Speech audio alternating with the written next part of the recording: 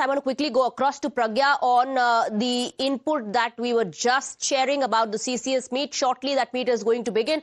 And all eyes are going to be on that very crucial meeting, Pragya, because the questions are, what next? What is going to be the action? We've been hearing assurances coming in right from the top that perpetrators will not be spared.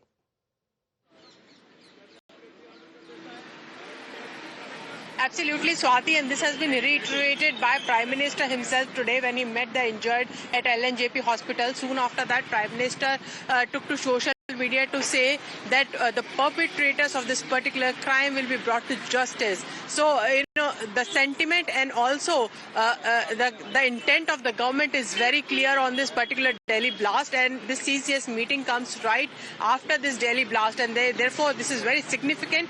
And in fact, the fact that this has every element of a terror module and every element of a terror attack, there is going to be internal security review as well in the CCS. In fact, all the crucial ministries that are involved, like Finance, MEA, and also MHA and Defence Ministry, all are part of CCS, and which is chaired by Prime Minister Narendra Modi. They are going to discuss the way forward, and also this is going what we are also gathering from our sources is that the CCS is likely to be briefed by Mr. Amit Shah also as to where the investigation is leading and what are the inputs that they have received and what are the actions that these different ministries can take. So a future course of action, makes every sense in this particular CCS.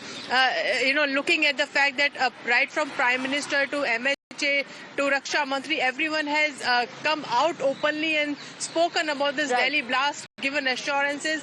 That means that this is, on the top of the agenda of the CCS right now. Right. That meeting is going to begin any time now. We're taking a very short break. Pragya will keep coming back to you for more inputs.